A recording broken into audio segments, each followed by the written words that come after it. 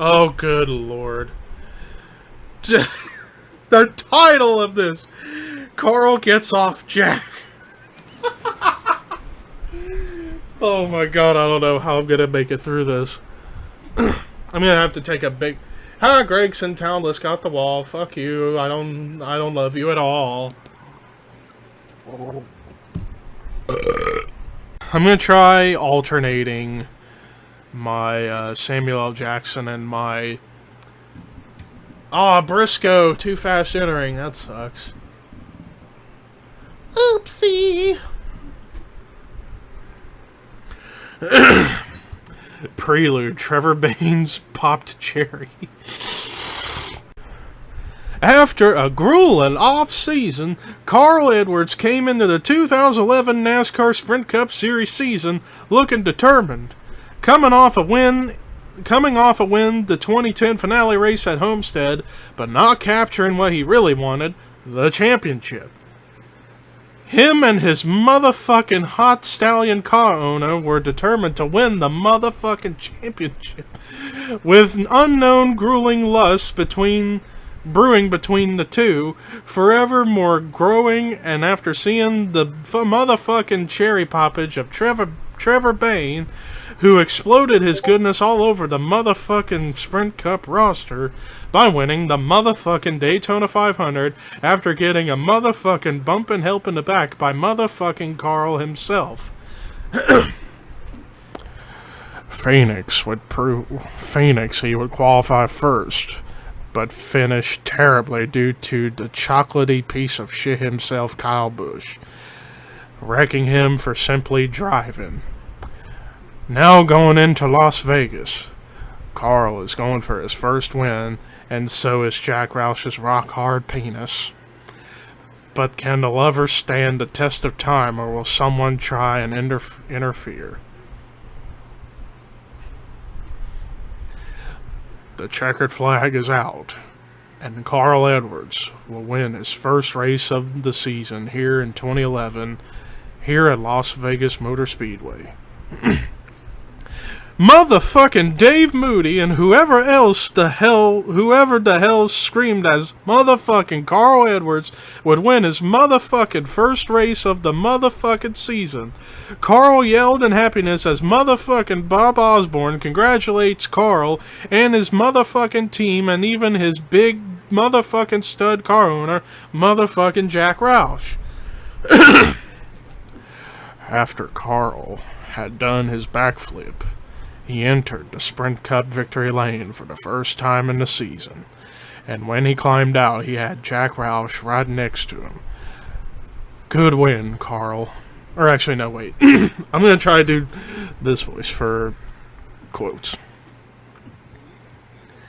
Good win, Carl, Jack told him.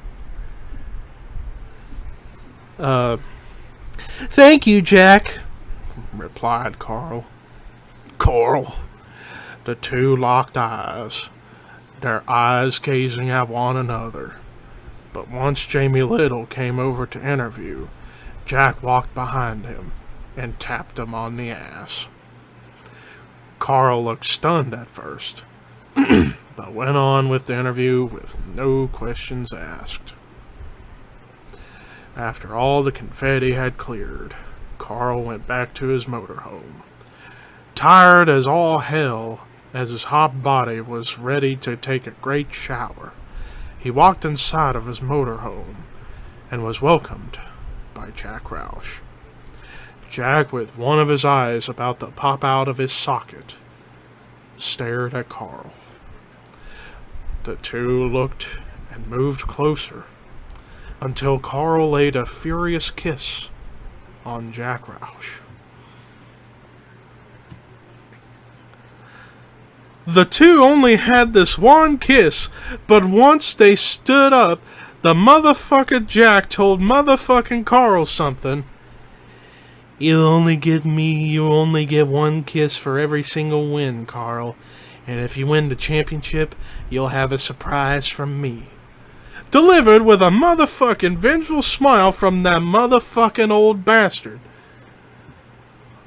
I understand, Mr. Roush. said motherfucking Carl as he looked dead into Jack's eyes. Jack Roush started to head out, but stopped for a motherfucking second. He started to chuckle and then turned his back at Carl. But if you don't finish well, or you don't win the championship, you won't be able to have this. Jack unbuttoned his pants to show the actual gold penis jointed from beneath his trousers.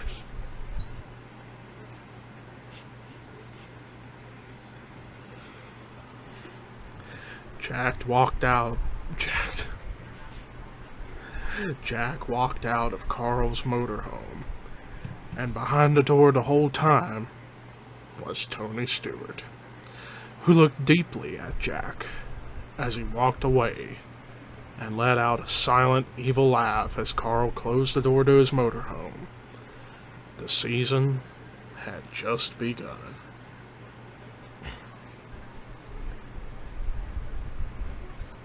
Entering the weekend. Chapter 2. Tackling Daryl's hairy pubes. Entering the weekend, Carl Edwards felt good as he was entering the Bristol Motor Speedway, a track known for Daryl Waltrip's unbelievable amount of wins. And also for the fact Carl was good here, but we don't need to focus on that. Focus on Daryl's hairy pubes.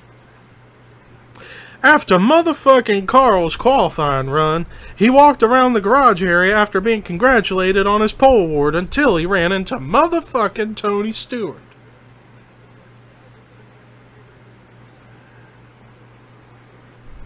Motherfucking Tony looked at motherfucking Carl for a motherfucking second, and then he started to congratulate him. You gave it one hell of a job, Carl. Can't wait to see you race up in the front of the field, Tony told him. Thanks, replied motherfucking Carl with a happy glee, but in the background he could see motherfucking Jack Roush giving motherfucking Carl that smile. His teeth was about to fall out one by one, but hell, he was too big of a baby back bitch to get him motherfucking fixed. The green flag dropped. Carl started off good, but would eventually fall to the back. Carl's Scott's Easy Seed Ford was not good compared to the everlasting piece of chocolatey ass that had not been wiped since 2003. In the number 18 M&M's Toyota, Kyle Busch, an enemy of the NASCAR faithful. By the halfway point, Carl was still running in the top 5, and started to reel in the chocolatey piece of shit, but time would not be in his favor, and Carl would finish second at the track known for bumping and banging, great racing, Darryl Waltrip's hairy pubes, and much more. But Bristol Motor Speedway would not be the winning track for Carl that day.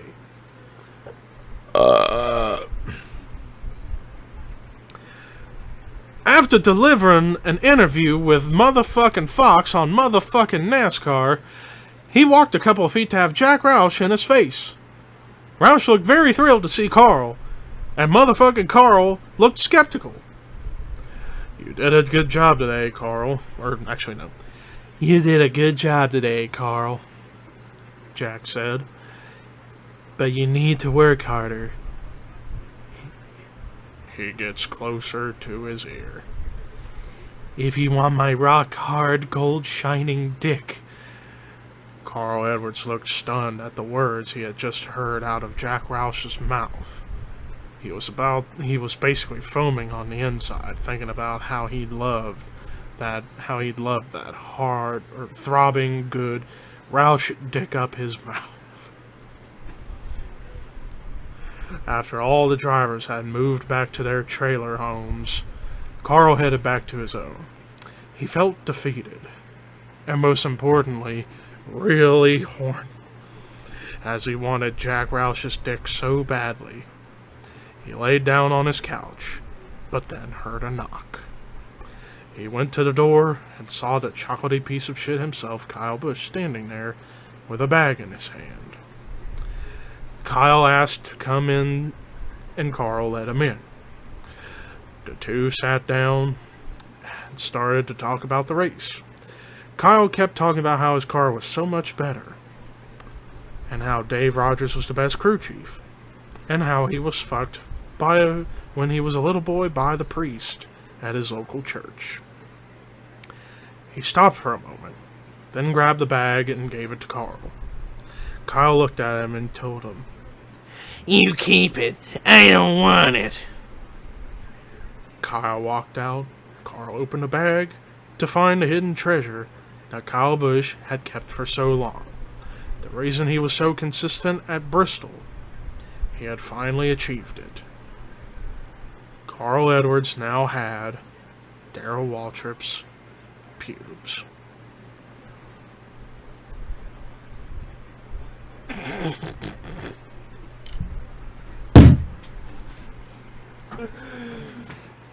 Wow.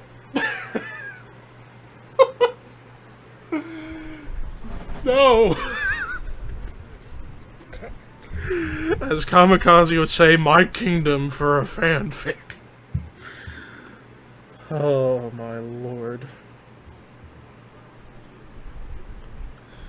Oh, son of a bitch. Wow.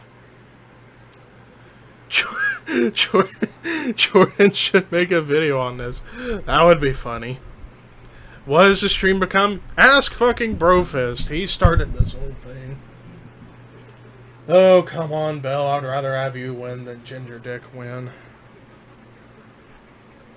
Oh yeah, Leduc, you hate when I wear these. Well, guess what? I'm putting them on because fuck you. Yeah. Well, guess what, Leduc? I don't care.